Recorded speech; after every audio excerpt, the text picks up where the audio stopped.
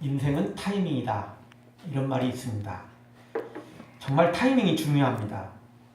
오죽했으면 개똥도 약에 쓰려면 없다는 말이 생겼겠습니까? 이 말은 평소에 무척 흔하던 것도 막상 필요할 때는 없다는 거죠. 지금 배가 불러서 뭐 어떻게 할 수 없는데 이거 귀한 거야, 이거 비싼 거야, 이거 제일 맛있는 거야 이러면서 주어도 도움 안 됩니다. 그렇죠? 도움 안 됩니다. 비록 맛없고 평소에는 거들떠보지도 않는 음식이라 할지라도 내가 배고파서 지금 지쳐 쓰러질 때 진짜 뭐래라도 씻고 싶을 그런 마음일 때 그때 주는 음식은 세상에 제일 좋은, 제일 비싼, 제일 값어치 있는 음식이 되는 거죠.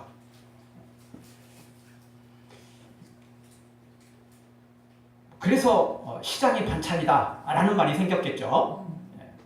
그래서 귀할 때 귀한 것도 좋고 비싼 것도 좋고 다 좋은데 내가 제일 필요할 때 딱 그게 내 앞에 다가와야 되는 겁니다.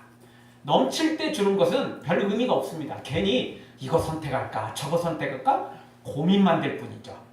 딱 필요할 때 나에게 와야 되는 것입니다.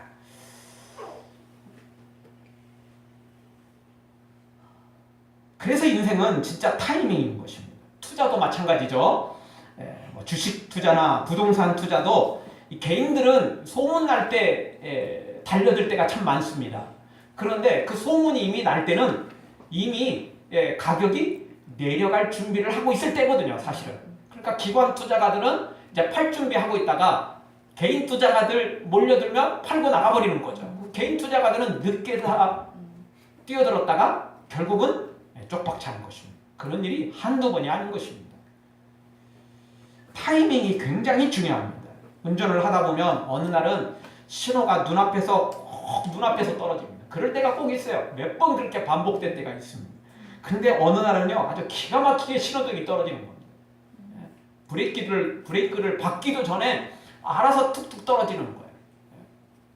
그래서 10분 정도 갈 수 있는 거리가 5분도 안 걸릴 때 있고 어떨 때는 10분이면 갈 수 있는 거리가 15분이 넘게 걸릴 때도 있어요. 그게 우리 삶에서 이따금씩 이루어지는 일들이죠. 그래서 인생은 정말 타이밍인 것입니다. 우리가 뭐 지하철을 탈 때도 버스를 탈 때도 또는 엘리베이터를 탈 때도 어떨 때는 내 눈앞에서 그게 딱 닫히는 거예요. 그게 뭐 한 2초 3초 그냥 멀리서 보는 정도라면 그나마 별로 아쉽지 않죠. 근데 진짜 내 코앞에서 그런 일이 벌어지면 진짜 넘어지면 코도 안 닿을 자리에서 딱 벌어지면 그거 참 안타깝습니다. 시간이 넉넉하면 괜찮아요. 근데 급할 때 그런 일이 벌어지면 참 이게 허탈하죠. 인생은 진짜 타이밍인 것입니다.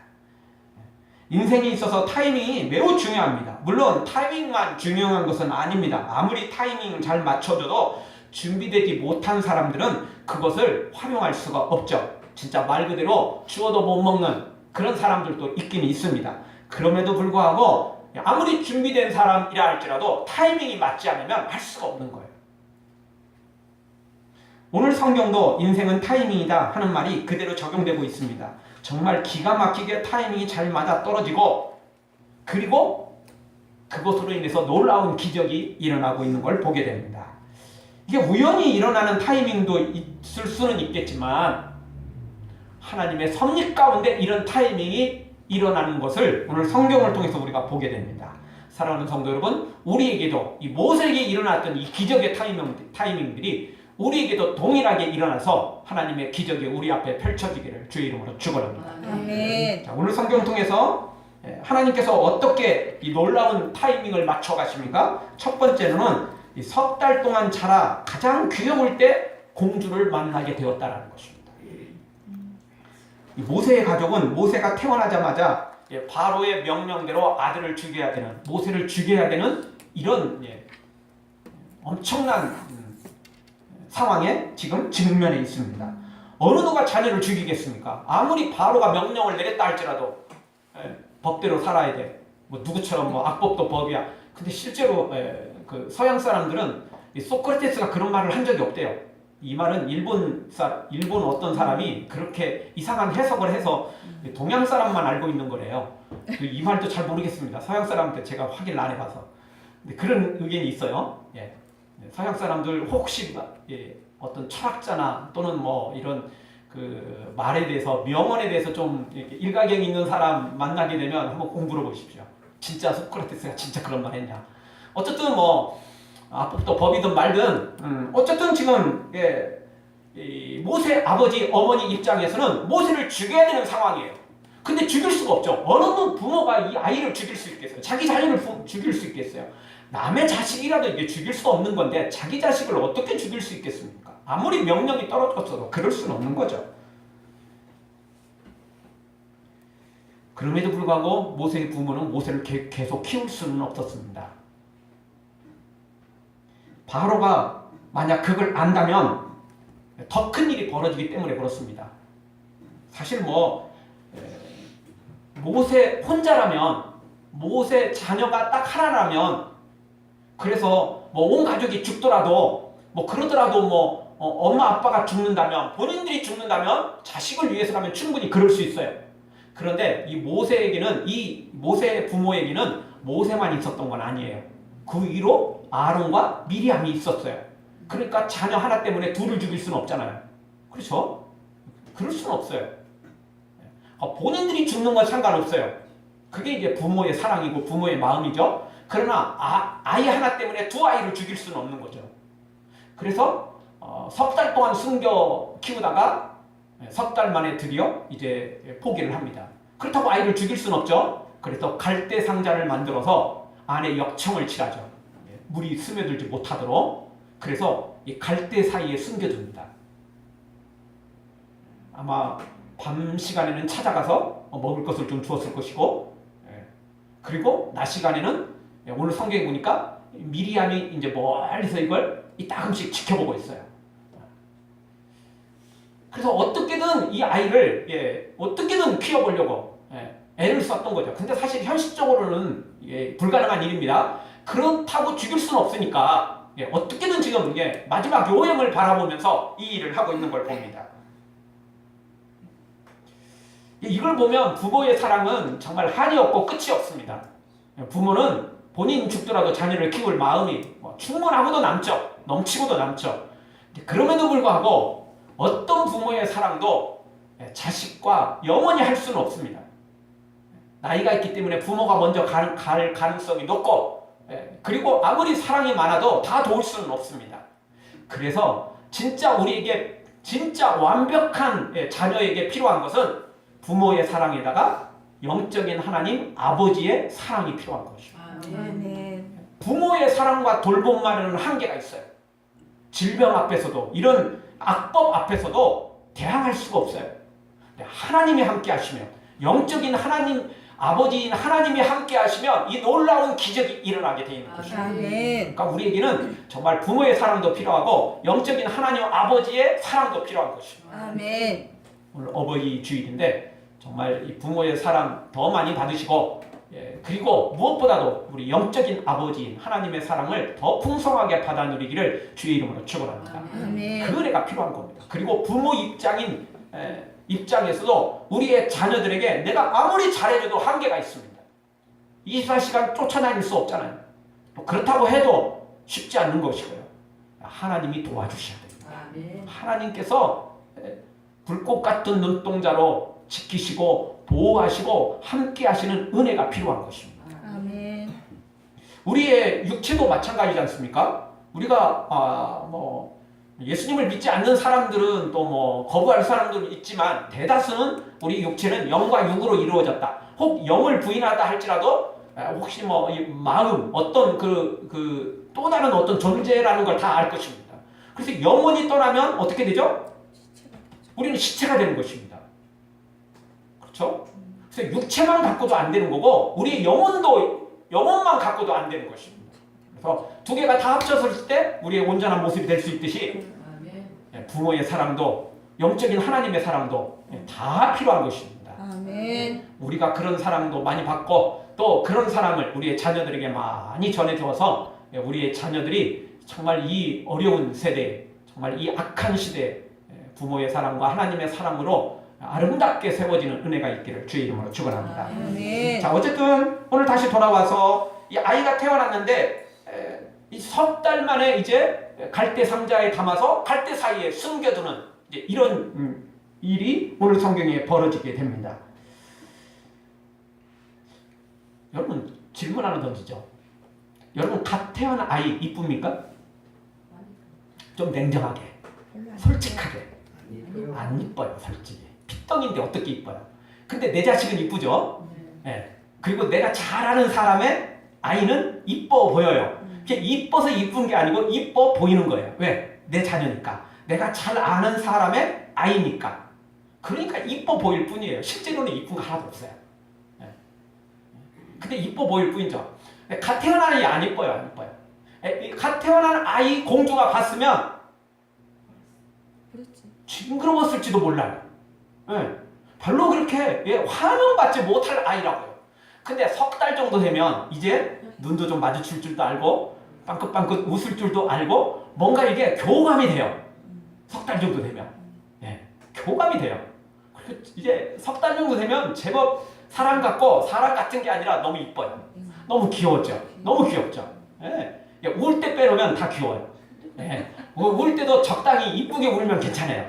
네. 막 무조건 막 눈 감고 막 악을 쓰면서 이때가 제일 힘들지. 왜냐면 울어도 까꿍까꿍 뭐 이렇게 달랠 수 있으면 좋아요. 근데 이 달랠 수 없을 만큼 눈 감고 울어버리는 방법이 없죠.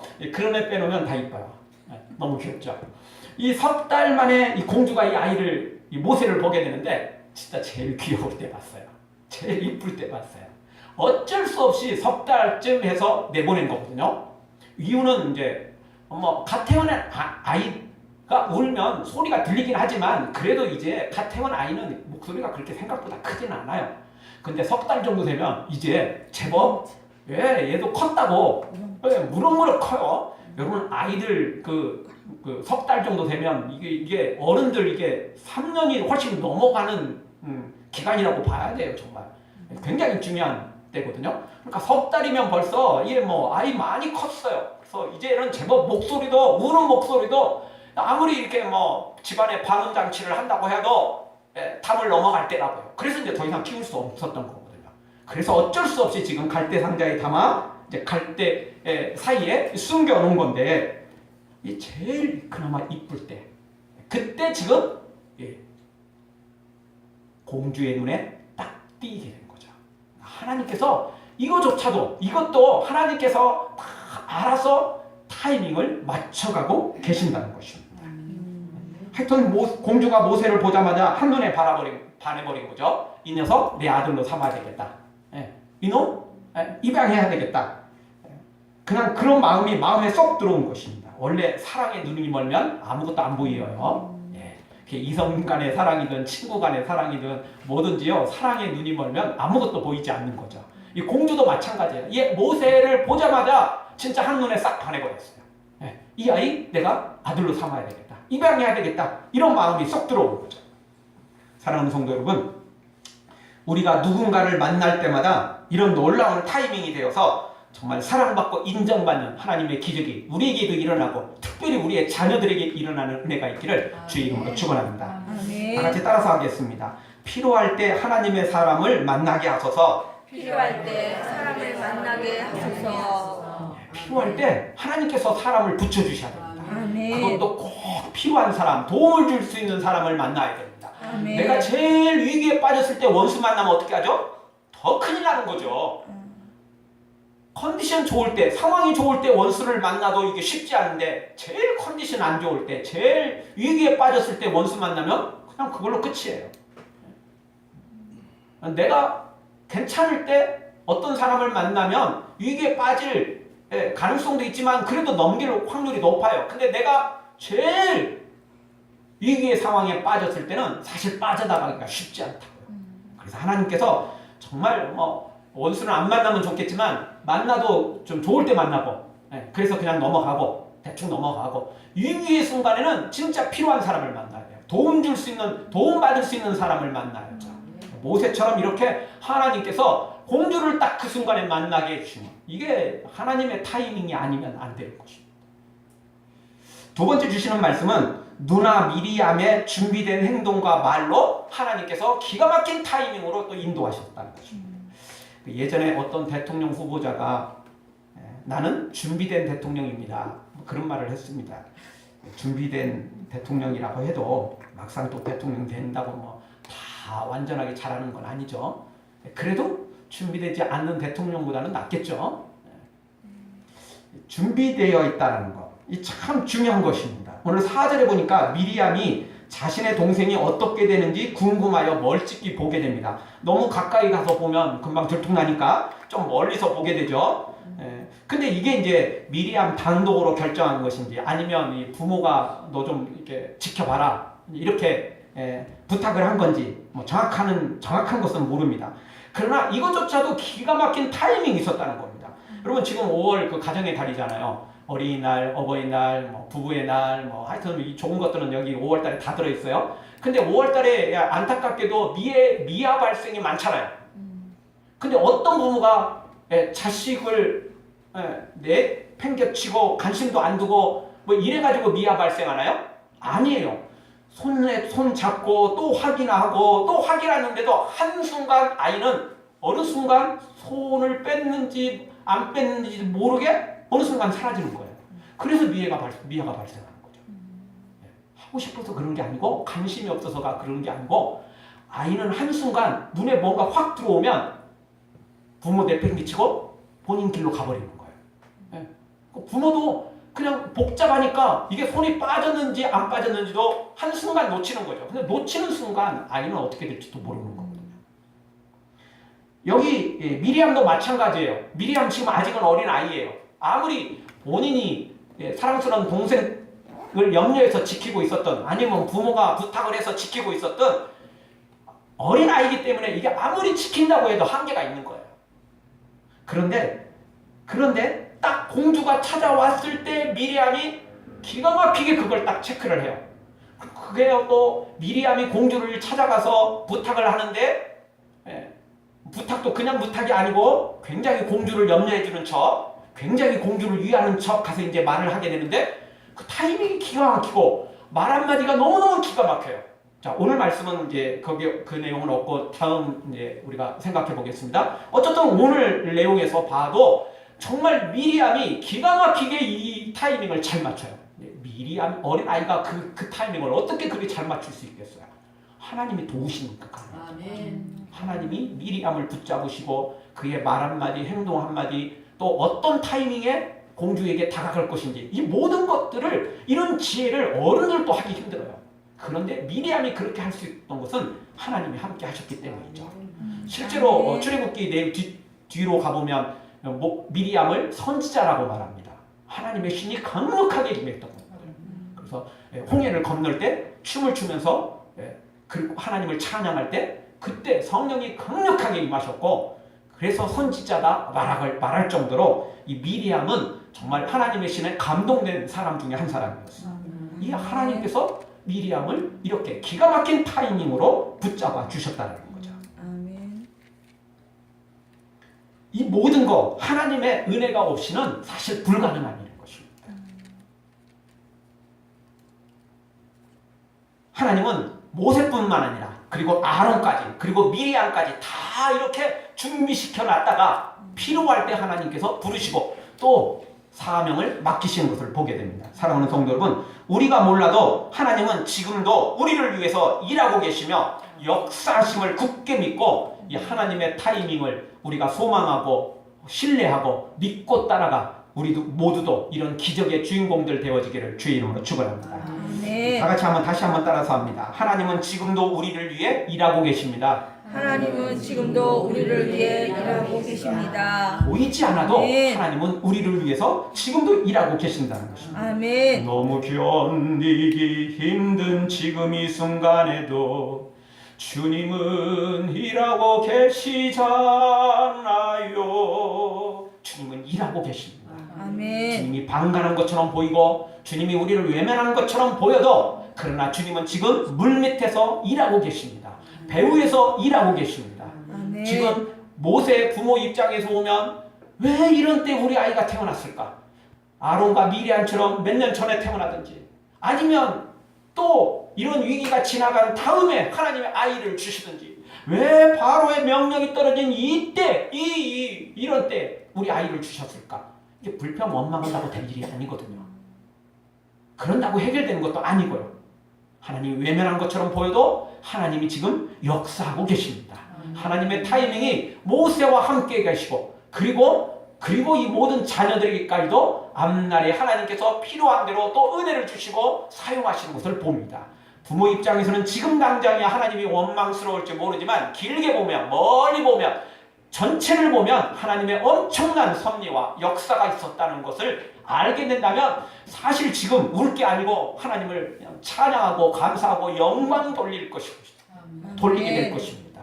우리 모두 지금도 우리를 위해서 일하시는 하나님을 굳게 믿고 이 하나님의 은혜를 날마다 소망해서 우리에게도 우리의 자녀들에게도 이런 하나님의 은혜와 기적이 타이밍이 함께하기를 다시 한번 주의 이름으로 축원합니다. 마지막 세 번째로 하나님께서는 이 공주를 기가 막힌 타이밍으로 준비해 오셨어요.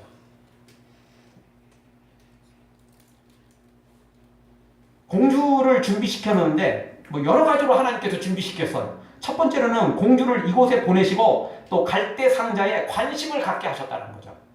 여러분 공주가 조그마한 나라의 공주가 아니에요. 어떤 부족의 공주 아니에요. 애국 엄청난 나라의 공주예요. 근데 이런 공주가 마침 어디에 와 있어요? 여기 이스라엘 백성들이 살고 있는 그 가까운 동네에 이 하숫가에 와 있어요. 여러분 일국의 공주라면 물론 뭐 호위병들이 다 따라오겠지만 그래서 안전할 수도 있겠지만 그래도 기왕이면 좀 더 좋은 곳으로 가려고 했겠죠. 그런데 거의 노예처럼이 아니라 진짜 노예죠 지금. 노예로 살고 있는 이런 빈민가 지역에 하숫가로 온다는 게 쉽지 않은 거예요. 그런데 지금 공주가 이 하숫가로 빈민가 지역이 있는 이 하숫가로 다가올 거예요. 물론 모세 엄마 아빠가 바로 집 옆에 있는 하숫가에 이게 모세를 버리지는 않았을 거예요. 갈대상자에 넣지는 않았을 거예요. 조금은 그래도 좀 떨어졌겠죠. 약간. 그래도 빈민가고 가까운 지역일 수밖에 없어요. 멀다면 미리암이 그렇게 지키기도 어렵고 그래서 너무 가깝지도 않지만 너무 멀어도 안 되는 지역. 그러면 그 정도 되면 상당히 가깝다고 봐야 돼요. 일국의 공주가 이 빈민가 지역에 이렇게 가까이 다가올 일이 없어요 거의. 그런데 공주가 이 하숫가로 목욕을 하러 나오죠. 아마 멀지 않은 곳에 그 별장이 있었던 거겠죠. 공주의 별장이든지 뭐 왕의 바로의 별장이든지 하여튼 뭐 별장이 있었겠죠. 그래서 지금 거기서 쉬다가 뭐 우리 하숫가로 나가서 물놀이 좀 해볼까? 뭐 이렇게 된 거죠. 여름이 다가오는데 뭐 바캉스 한번 가볼까? 지금 이래서 지금 물가로 나온 거예요.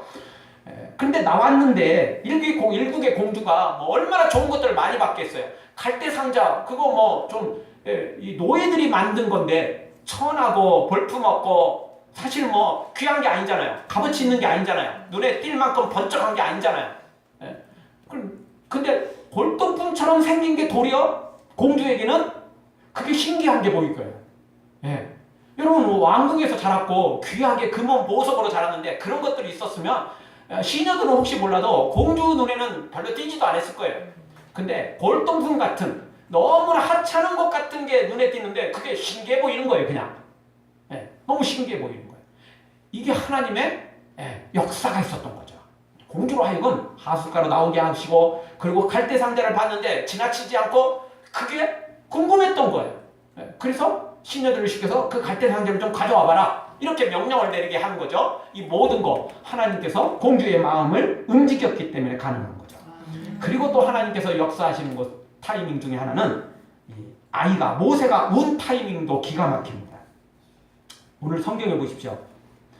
6절에 보니까 그 아이를 보니 갈대 상자를 열고 아이를 보니 아이가 어떻게 했어요? 우는지라. 갈대 상자를 연과 동시에 아이가 울기 시작했어요. 근데 이것도 쉽지 않아요. 여러분 어렸을 때 아이는 엄마를 떠나면 이 엄마의 젖 냄새, 이 모유 냄새를 맡지 못하면 아이는 굉장히 불안해지죠. 그래서 더 많이 울게 되고 이렇게 되는 거죠. 근데 아마 이 모세도 이제 울다가 지쳤는가 봐요. 지쳐갖고 이제 고가라 떨어졌어요. 그러다가 이게 갈대 상자를 여니까 이제 햇빛이 들어왔겠죠. 그러니까 아이가 이제 뭔가 외부적인 반응에 자극에 의해서 눈을 뜨면서 울기 시작하는 거죠. 뭐 아이는 당연히 우는 게 자기 말이죠. 엄마, 저한테 좀 우유 좀 주세요. 나 배고파요. 뭐 이런 거 아니겠어요? 도와주세요, 제발. 뭐 이런 거 아니겠어요? 그래서 모세가 그때 울기 시작하는데 이 타이밍이 너무 기가 막힌 거예요. 기가 막힌. 미리부터 울었으면 그 아이가 있을 거라는 걸 알게 되겠죠. 그러면 사실 도리어 멀리 알 수도 있어요. 근데 궁금해서 가져와서 열었는데 아이가 우는 거예요. 근데 그거요, 공주 입장에서는 어떻게 생각하냐면 이 아이가 나를 엄마로 생각하는구나. 이게 모성애가 발동하는 거죠. 하나님께서 그 공주에게 아이를 보자마자 울게 하니까 이게 모성애가 발동하도록 딱 한 거예요. 우리 하일이 태어날 때 태어나고 이제 처음 이제 이렇게 안아볼 때 아이들이 있는 곳에서 이제 가서 안아보는데 안아 딱 보고 하일이 이렇게 하는데 얘가 눈을 진짜 뜨는 거예요. 저를 딱 봤어요. 저의 목소리를 듣고 아빠 목소리를 듣고 근데 뭐 아이 뱃속에 있을 때 많이 제가 기도도 해줬고 또 대화도 많이 해줬고 그렇기 때문에 특히 어린 아이들은 아빠의 여성들은 소프라노이기 때문에 목소리가 적게 들린답니다. 더 적게 들려요. 근데 이 남자의 이 베이스 목소리, 좀 낮은 목소리가 아이들에게 훨씬 더 전달이 잘 된답니다. 그래서 이제 아빠의 목소리를 더 많이 기억을 하겠죠. 엄마도 당연히 기억을 하겠지만 아빠의 목소리가 더 아이에게, 태아에게 더 잘 전달된답니다. 그랬는지 진짜 얘가 눈을 진짜 떴어요. 여러분 얼마나 그게 신기하고 얼마나 반갑고 그래서 지금도 제가 이야기를 하고 있잖아요. 20년이 지났는데도 불구하고 제가 안 믿고 있잖아요. 근데 이 공주 입장에서 아이가 자기가 이 갈대 상자를 열자마자 눈을 뜨고 울기 시작하니까 이게 나를 엄마로 생각하는구나. 이게 자기를 의지하는 거. 어떨 때는 누군가 나에게 관심을 갖는 게 부담스러울 때가 있고 징그러울 때도 있고 싫을 때도 있지만요.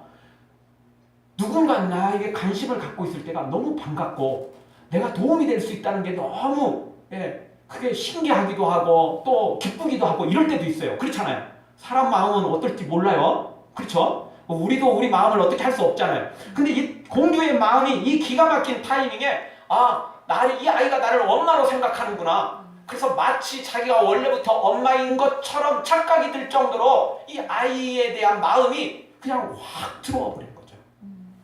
그래서 하나님께서 이런 마음이 들도록 공주의 마음을 그리고 이 모세가 딱 그 시간의 타이밍이에요. 어떻게 그렇게 기가 막히게 울게 하셨겠어요. 모세가 알아서 우리 엄마는 나를 버렸고 그래서 지금 어쩔 수 없이 버렸는데 공주가 찾아왔으니 이때 울어야 되겠다 이래서 울었을까요? 아니요. 그럴 순 없죠. 이 모든 과정 속에 하나님의 타이밍이 있었던 거예요. 하나님의 역사가 있었던 섭리가 있었던 것입니다. 그리고 또 불쌍히 여기는 마음이 들도록 하셨습니다. 이거 정말 이것이 굉장히 또 중요하죠. 아무리 좋은 조건들이 있고 환경이 다 갖춰져도 타이밍이 기가 막혀도 공주가 아이를 거절한다면 이 세상에 똑똑하고 잘난 놈, 세상에 입양시킬 아이들이 이쁘고 똑똑하고 잘난 놈들이 얼마나 많겠어요. 그런 아이를 입양시켜도 시키지 노예 아들 뭐 이런 거 할 필요가 없겠잖아요. 그런데 공주의 마음이 이 아이에게 싹 가버린 겁니다.